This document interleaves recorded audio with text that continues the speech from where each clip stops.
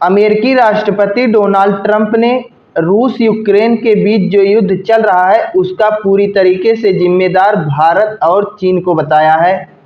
इसी से जुड़ी हुई एक खबर सामने आ रही है, आइए उसके बारे में थोड़ा देख लेते हैं। अमेरिकी राष्ट्रपति डोनाल्ड ट्रंप ने संयुक्त राष्ट्र महासभा में कहा, चीन और भारत रूस यूक्रेन युद्ध के प्राइमरी फंडर हैं क्योंकि वे रूस से तेल खरीद रहे हैं। तो ऐसी स्थिति में भारत और चीन रूस से तेल खरीद रहे हैं, इसका मतलब ये हो गया कि युद्ध को बढ़ा रहे हैं।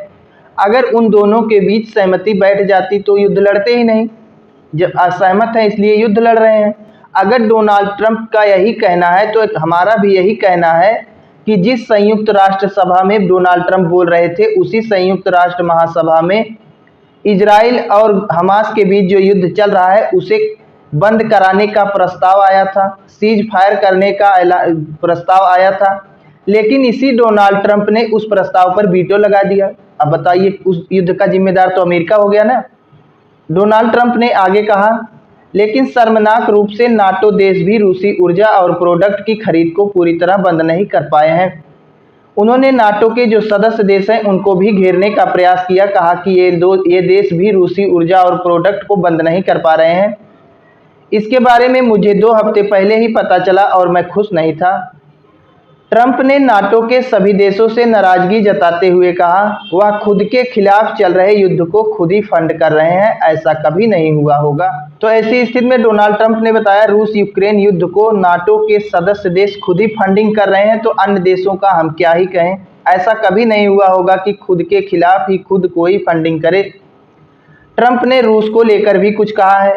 उन्होंने कहा, अगर रूस युद्ध खत्म करने के लिए समझौता करने को तैयार नहीं होगा तो अमेरिका और अधिक सख्त टैरिफ लगाने के लिए पूरी तरह तैयार है। मुझे भरोसा है कि इससे खून खराब खत्म हो जाएगा। खून खराबा की बहुत चिंता हो रही है इन्हें रूस यूक्रेन युद्ध में, और पूरी तरीके से वहां गाजा पट्टी में सैकड़ों निर्दोष नागरिकों के ऊपर मिसाइल मारी जा रही है, उसकी कोई चिंता नहीं हो रही है इन्हें।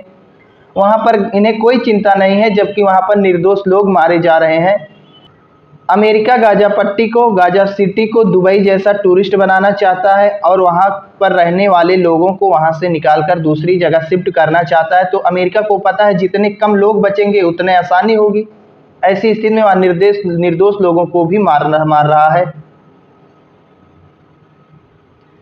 डोनाल्ड ट्रंप ने अपनी टैरिफ को लेकर कहा कि हमने जिन देशों के ऊपर टैरिफ लगाया है या भविष्य में और अधिक सख्त टैरिफ लगाएंगे, उस टैरिफ को प्रभावी बनाने के लिए यूरोपीय देशों को भी हमारे साथ मिलकर बिल्कुल ऐसे ही कदम उठाने होंगे।